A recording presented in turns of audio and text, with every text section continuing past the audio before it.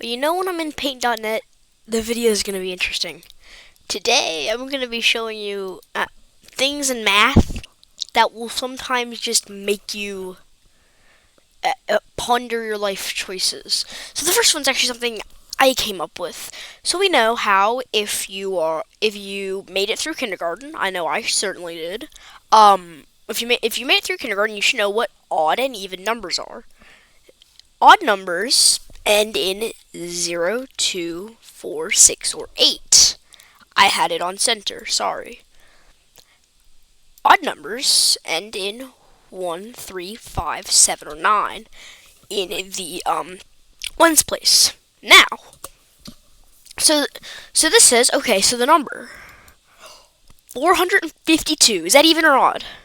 Well, using what I've given you above, that's even. What about 991? That's odd. But what about something like 2.9? You're probably going to say, well, it's closer to 3 than it is to 2. Okay, so it's odd. Other ones say, well, it has 2 as the ones place, so it's even. I'm going to show you how to differentiate between this. Yeah.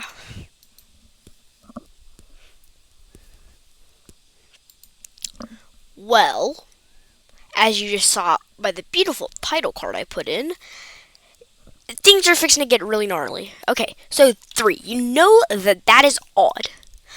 But what about 3.0? Probably tempted to think, well, it's just 3, so it's odd. Wrong. Okay, so my definition of an even number is you can divide into without adding an extra decimal place. That is my definition. So let's try it with these. Okay, 0, let's try 0 divided by 2. Anything divided by, or 0 divided by anything is 0. Let's not go over what anything divided by 0 is, because I already went over that in a video. Okay, so 2 divided by 2, that's 1. It's even. 4 divided by 2 is 2. Still even.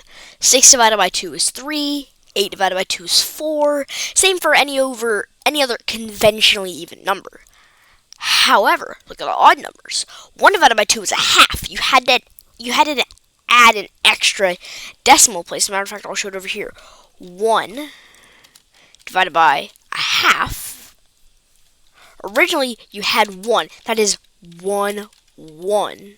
And then you had 0.5, which is 0 ones and 5 tenths. See, look, you had to add an extra decimal place there. Therefore, 1 is odd. Because for an odd number, let me just go ahead and add an extra page here. For an odd number, if you divide by 2 and you had to add an extra decimal point,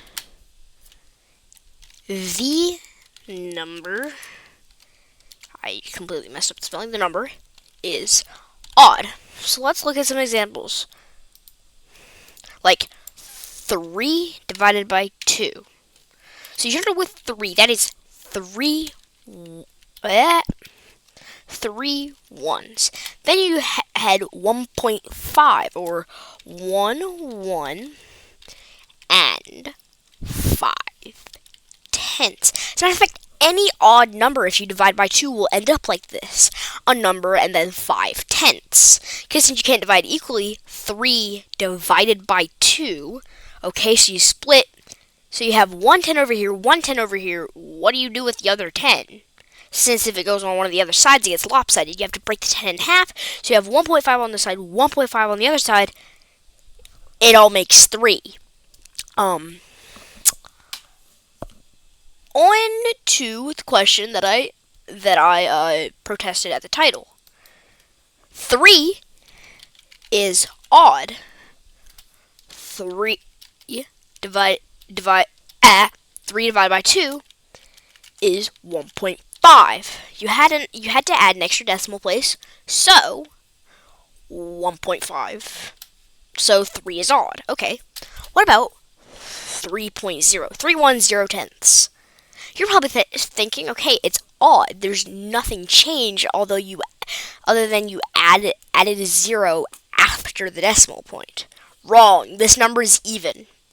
You're probably shaking your head going, no, you messed up math. I'll show you how this is even.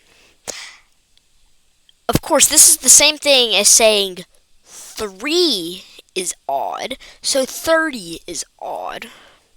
You just shifted the decimal place one spot to the left, because I'll lead up to this again by saying 30 is even. And you're probably saying, yeah, I agree with that, because 30 over 2 is 15. So we're saying the exact same thing over here with 3.0. 3.0 is even, because 3.0 over 2 is 1.5. See, you never had to add an extra decimal place because the extra decimal place was already there. Therefore, 3 is odd, 3.0 is even. Or 3.14. Well, okay, let's do 3.14 over 2. You get 1.57, okay? What about tau? Pi times 2. 6.28 over 2. I forgot to add the decimal point. 3.14. Great. But if you add one more decimal place to tau, you get 6.283. If you divide 6.283 in half, then you get 3.14, and then here we come across the same issue we had last time. 3 divided by 2 is 1.5, so we have to add an extra decimal place. Therefore, 6.283, or tau to 3 digits after the decimal place, is odd, while tau to 2 digits is even. And also, pi to not only 3 but also 4 digits is also odd, because of the 1 and the 5. Because if we divide this in half, you get a 1.57.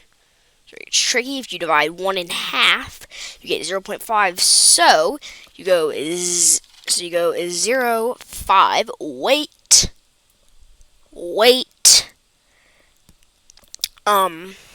3 becomes 1.5. So 1 goes 0.5, and then 5 goes 2, so it becomes 7, 5. So it becomes 1.57075. You probably do not get what at all I just said, but it's fixing to get a lot harder. Enter one of the most famous math problems in the world.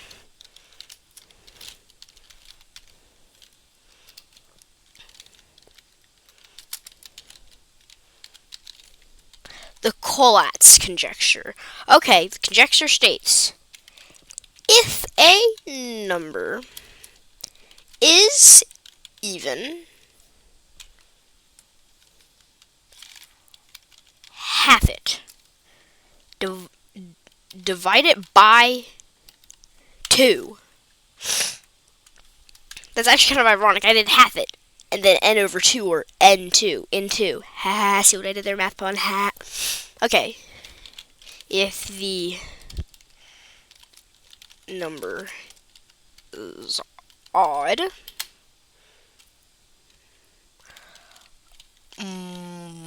multiply it by 3. Add 1. 3x plus 1. You know it by that, hopefully. If not, this is as far as I bring you. Okay, so let's try it with a number. We'll try 7. Okay, so 7 is odd.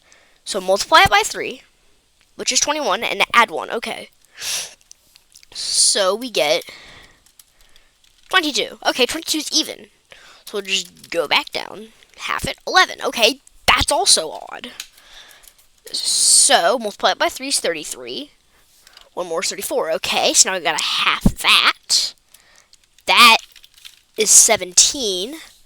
Multiply that by 3, 51. That becomes 52. Then half that. You get 26. And then you get to half it again. You get 13. 13 times 3 is 39. Add 1 is 40. So you get 40. Half it again, 20. Half it again, you get 10. No, I'm actually gonna, oh boy. Hold on, my mouse is all broken. Hold on. Okay, where is it coming from? Okay, it's wrapped under there, get that, good. That goes there.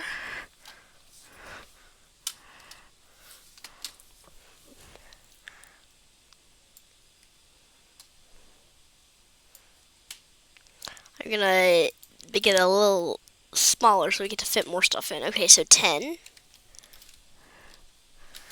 And now we half that again. We get 5. Okay, so finally you get to go back up. Okay, so multiply it by 3, add 1, you get 16. Okay. Half that, you get 8. Half it again, you get 4. Half it again, you get 2. Half it again, you get 1. Okay, we finally arrived back at an odd number. Okay, so we go back up. Multiply by 3, add 1, we get 4. Then, we half that, 2. Half that, 1. Now we're in a loop. So the collatz conjecture states that every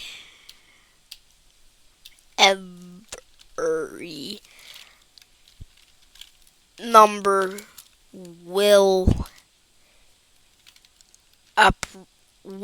not approach, we're not doing limits, this isn't calculus. Every number will come to 1. Now let's just get rid of these arbitrary spaces we don't need. There we go. Every number will come to 1, and we can see that happened here. 7, 2, 11, 34, 17, 52, 26, 40, 20, 10, 5, 16, 8, 4, 2, 1, 4, 2, 1, 4, 2, and it keeps going. That's the cycle we're looking for. Or just stops at 1, because we know it's going to repeat, therefore we don't have to do the cycle. So that's what the theory states. And this is true for every number. And hold on, I'm going to open up something real quick.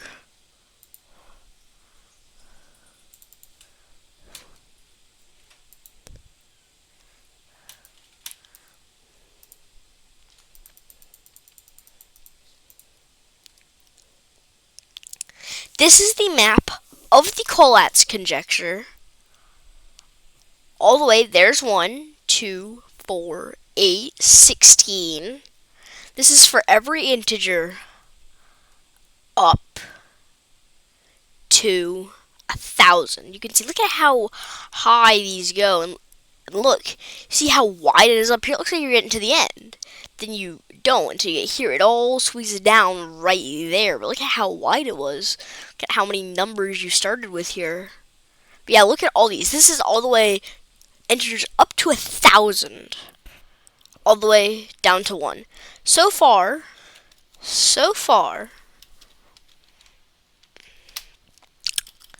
mathematicians, that's terrible, mathematicians have checked 2 to the 68 numbers, or about that many numbers. That is insane. Thank you for watching.